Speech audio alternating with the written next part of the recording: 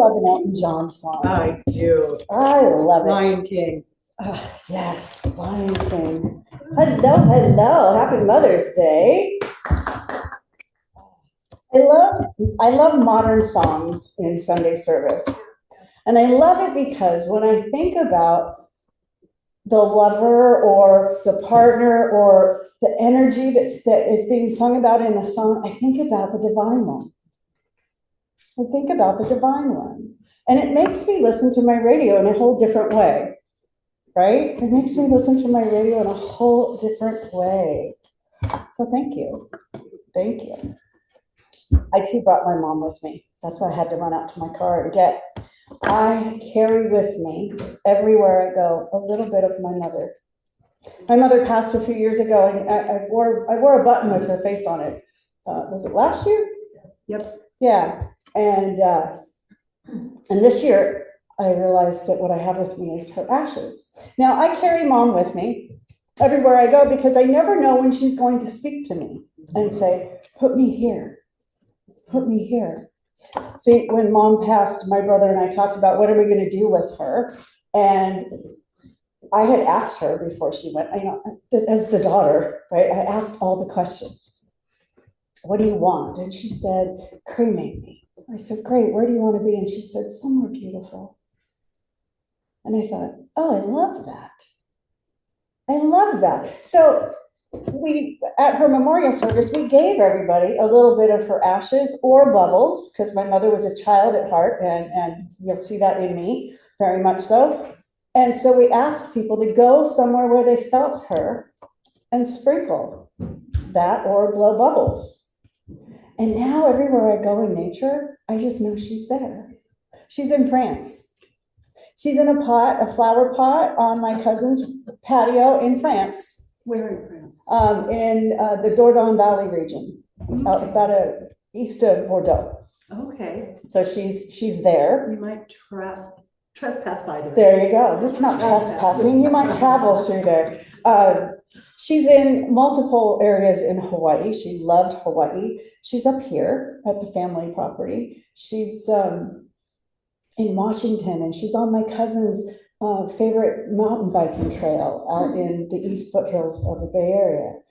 There's like everywhere I go, my mother's there, right? So I keep a little bit of mom with me because I never know. I never know. And as John B. was saying earlier today, he said, I thought about Jesse and I saw him ride by on his bicycle inside the building I was in. He says, I know it was Jesse because it was inside the building. And I thought, yeah, see, they never really leave us. They never really leave us. And that has nothing to do with my talk today, but I had to share that. Like, right, we think about people and poof, they show up in one way or another. So I guarantee my mother will show up, right? Or someone that has mothered me, my friend Margene, right? She'll show up for me somehow, and I'll feel them. So today, our topic is boundary keepers, nurturing healthy connections. Who here would like healthy connections? Yeah. Brene Brown, the book of the month is Braving the Wilderness from Brene Brown. Has anyone read that? It is fantastic. I'm reading it again this month because it's just one of my favorites. And there's this great reading. It's long, but I'm going to read it. She says, there are always boundaries, even in the wilderness. When we commit to getting closer, we're committing to eventually experiencing real face-to-face conflict. Whether it's over dinner, at work, or in the grocery line, in-person conflict is always hard and uncomfortable. And when it comes to family, it's even harder and more painful. If your family is anything like mine, you've been required to summon love and decency in the face of emotions that range from minor frustration to rage. Maintaining the courage to stand alone when necessary in the midst of family or community or angry strangers feels like an untamed wilderness. When I get to the point where I'm like, screw this, it's just too hard, I'm too lost, I hear Maya Angelou's words. The price is high, the reward is great. But here's a question that came up for me during this research. Where is the line? Is there a line in the wilderness between what behavior is tolerable and what isn't? The reward may be great, but do I have to put up with someone tearing me down or questioning my actual right to exist? Is there a line that shouldn't be crossed? The answer is yes. Participants who put true belonging into practice talked openly about their boundaries. In fact, this research confirmed what I found in my earlier work. The clearer and more respected the boundaries, the higher the level of empathy and compassion for others. Fewer, clearer boundaries, less openness. It's hard to stay kind-hearted when you feel people are taking advantage of you or threatening you. That's pages 69 and 70 in her book. You have to feel safe to express compassion and empathy. Right? You have to feel safe. So the science of mind point of view says that we set and maintain boundaries as a part of a vital part of honoring our spiritual journey. We safeguard our mental and emotional well-being. And one thing I've learned about our spiritual journey, I have seen it happen, I have experienced it myself, share it with people you trust. Share it with people who you trust, who can support you on your journey. If you're sharing it with people who don't believe, who aren't going to support you, hold back. Someone said to a friend of mine recently, they really, really wanted to share the teaching of Jesus, and they were trying to figure out how to do it. And my friend, in all of her wisdom, said, you be it. You stop trying to shove it down their throats. Wow. Wow. Be it. He was teaching by example. He was teaching through stories as well, but he was being it. So why don't we be it? Don't hide your light. Don't hide it. Don't put a wall around it. Don't withdraw it. See, what's happened in society is the pendulum has gone so far that either we're oversharing and it's shutting people off, or we've stopped sharing altogether. Right? We stop sharing. When we nurture our soul's evolution, we thrive and we build healthy relationships. I love this quote. When we set boundaries, we show ourselves love and compassion. Without them, we could end up with resentment and trauma. Right? I was one of those people that had a lot of gray areas for a long time. And what happened? A lot of people stepped all over my boundaries. I didn't know how to set them. I was taken advantage of. I was treated unkindly. I'll just put it that way. And my self-esteem went to, what did you call that? Number two. My self-esteem went to number two, right? Because I wasn't taking care of myself and I wasn't setting boundaries. Boundaries extend beyond the physical realm. They also involve mental and emotional spaces. I think of Viktor Frankl and all of those who came out of the Holocaust. Viktor Frankl is a great example.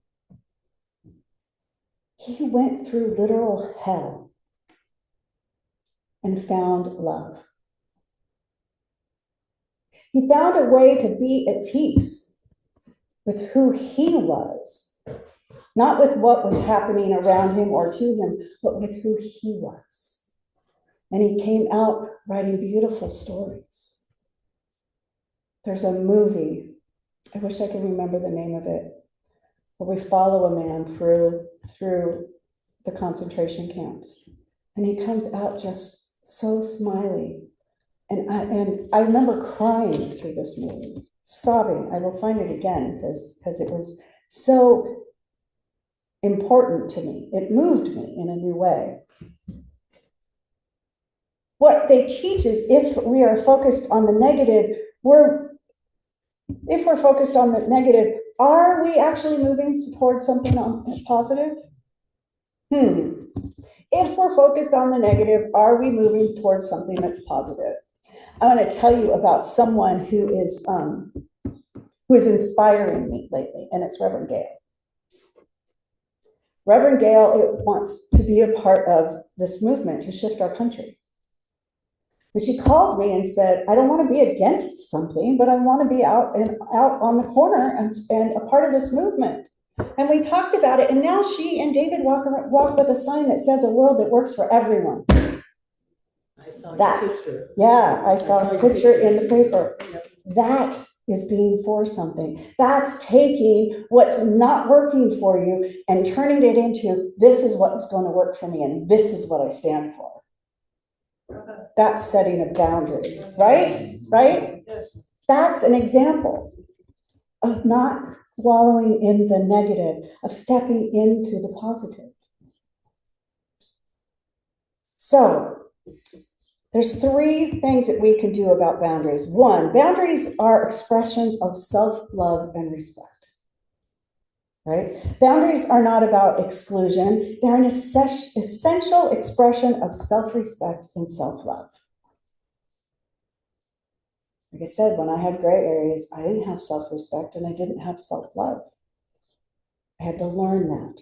I had to learn, and Science of Mind teaches that every individual is a unique expression of the universal mind, and that we each deserve respect and love. Setting boundaries is a way to affirm that we are worthy of care, protection, and honor. How are you setting boundaries? Are you scheduling time for yourself each week?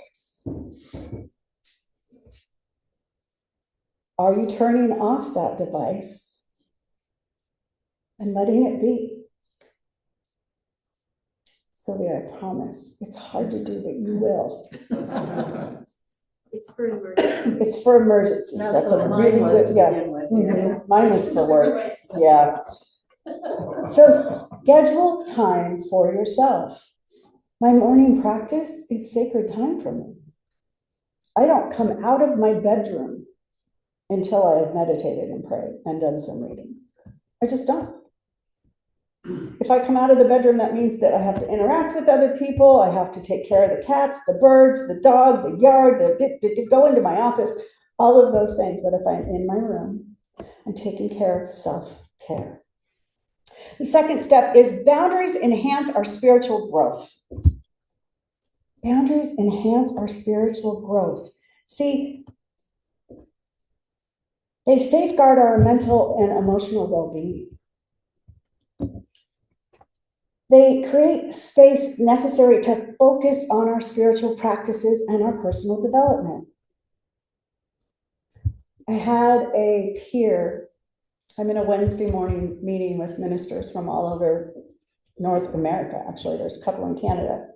We meet every week as a part of a class that I'm taking, a year-long class. And one of these ministers went to Colorado to work with closing out a family member's home after they passed. And there's some rough relationships with family, and she knew that there was going to be drama. And what she did was a healthy boundary. She said, after when things started to heat up, she said, I understand you're angry with me, and we can't fix that right now. Are you willing to work with me to get this complete? If you're not, it's okay. I loved that. She said, I understand you're angry with me. What it was about doesn't make any difference, but she acknowledged it. She said, are you willing to work with me? And part of it was she didn't want to stay in the house because she knew that things were going to happen as the evening progressed. And she didn't want to be a part of it. She was staying at a hotel nearby. She didn't need to be a part of that. She needed to be a part of the solution, not the problem. And I thought, that's really clear, healthy boundaries. I love that example.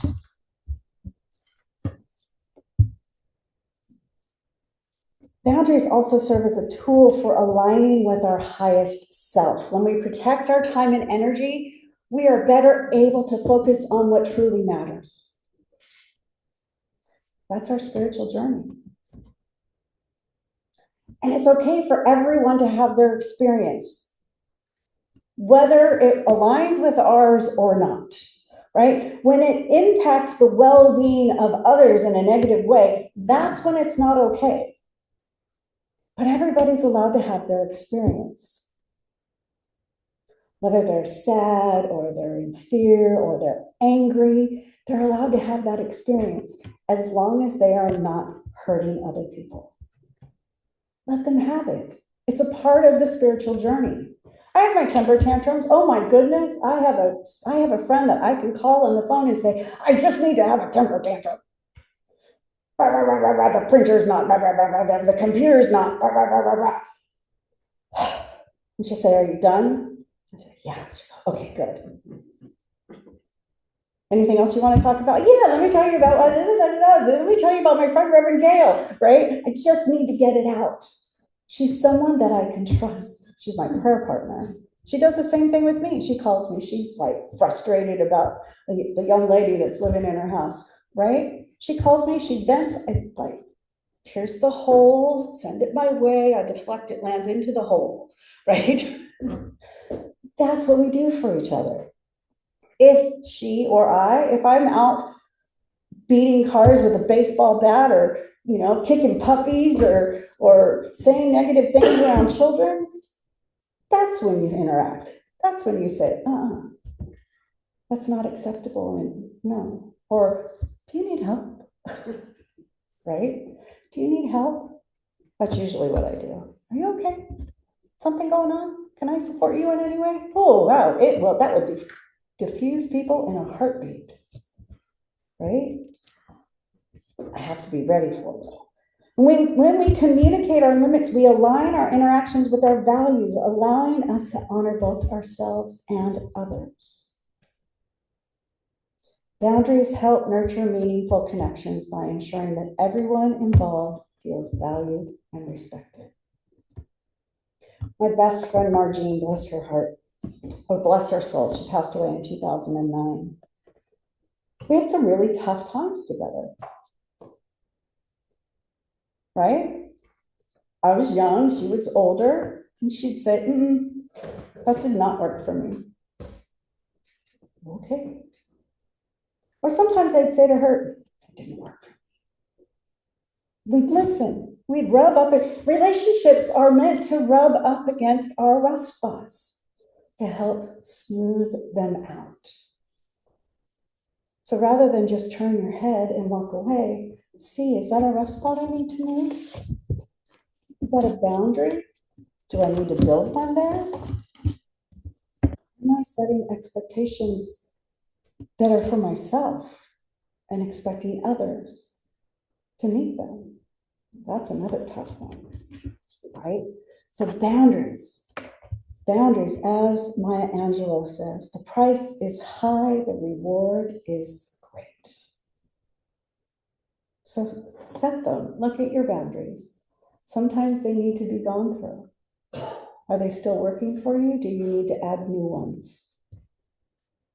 And how are they supporting your spiritual journey? Our mothers taught us that. I want to share this reading with you that I got from Rev Timoth. He's out on the East Coast.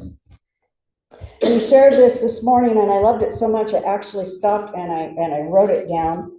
And I added a little bit of my own to it, but I wanted you to hear it because it just felt so special. Today we celebrate a day that is wide enough to hold all. We give thanks for the mothers who carried us, who raised us, who nurtured us, who challenged us, who taught us how to stand, when to kneel, how to speak truth, and how to listen for it. And we breathe deeply for those whom this day aches, for the ones who never knew their mother's embrace, For those who grieve a mother gone too soon, or one who was never safe to begin with. For the mothers who have lost children through miscarriage, estrangement, death, or systems that never should have come between them. For those who longed to be mothers and it never came to be. For those parenting alone, without support, without rest. For the chosen mothers, for the bonus moms, for the aunties and elders and soul friends who mother us still.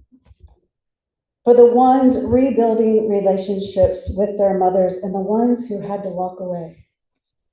Today, we name the complexity. We honor the beauty. We hold the tension and we trust that God meets us in all of it with gentleness, truth, and healing love.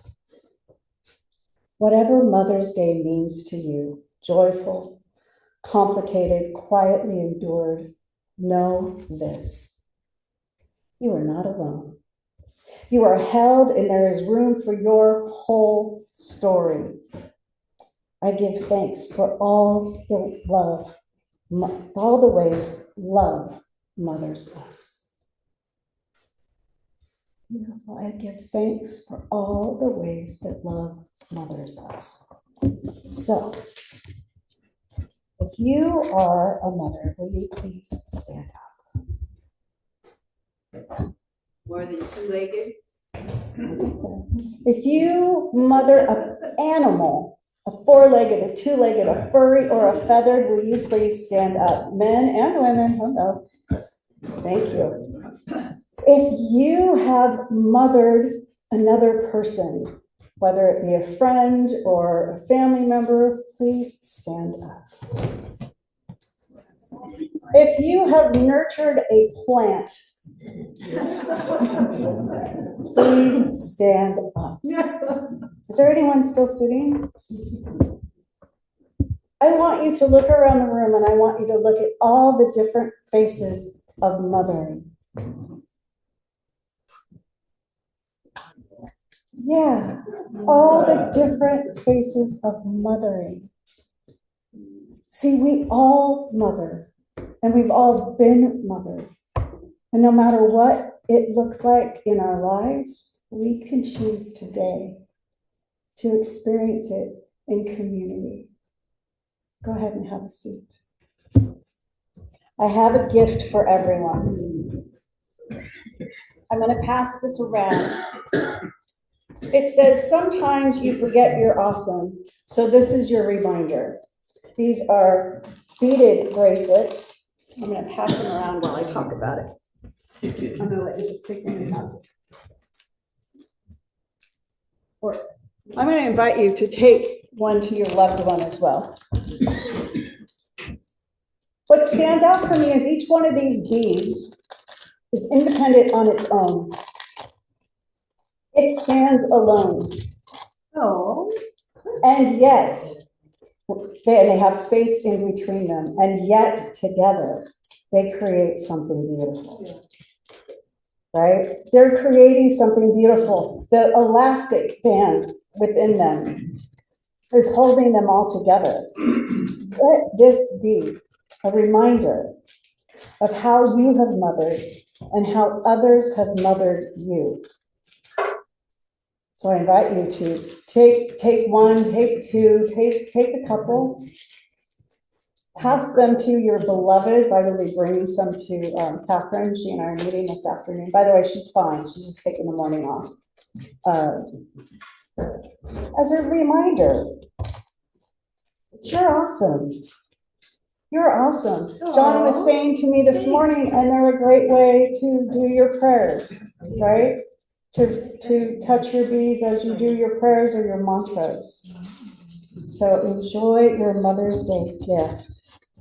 And once that passes around, we will go into prayer, and we will put them on the back table there. Sylvia, when you're done, will you put them on the back so people can pick them up on their way out?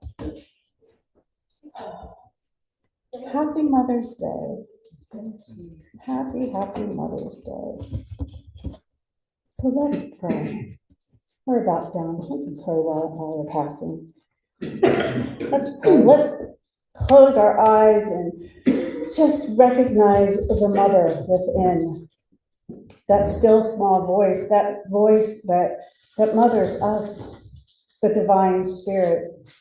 Whether you call it God, goddess, energy, love, power, spirit, whatever you call it, it is absolute love. It doesn't hold back.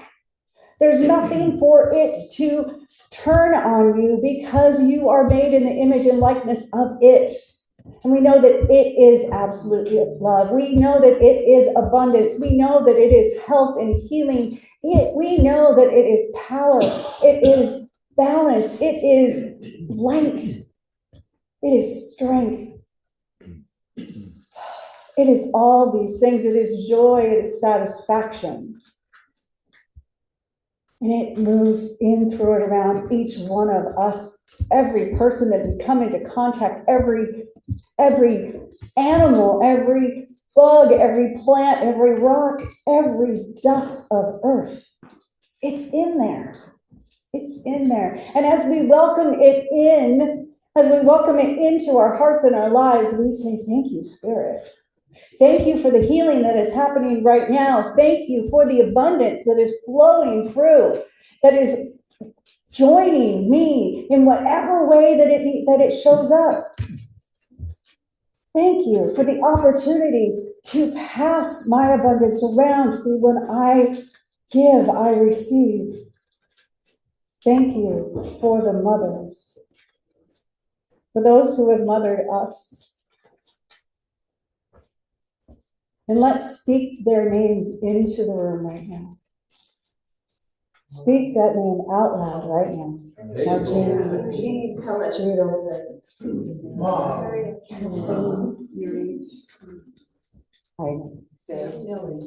Patty, Elizabeth, David. Yes. Yes. May we bless them no matter where they are, knowing that we are always connected. So I say thank you, Spirit, for this reminder today to celebrate the mothering in all of us and all of those that we come into contact with.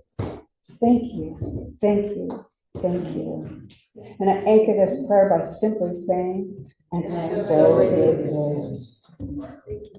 Thank you, everyone.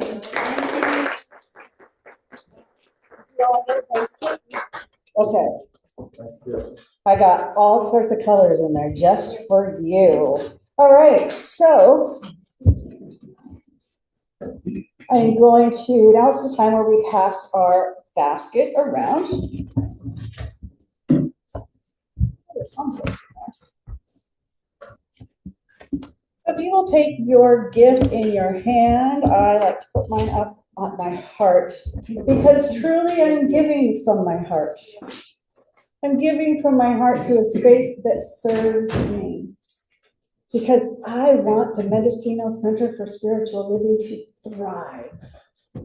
I am excited about our new space. I'm excited about being right on Main Street, for being a light and a beacon for the entire coast. I'm excited about the possibilities of what our space can be used for. Creating community in a world that works for everyone. So as you hold your gift, please say the offering prayer with me. Divine love through me blesses and multiplies all that I have, all that I give, and all that I receive. I give joyously as a consciousness of abundance. And for those of you online, you will see our donation link in the chat screen. Laura Lee, will you please come to another song for us? Thank you.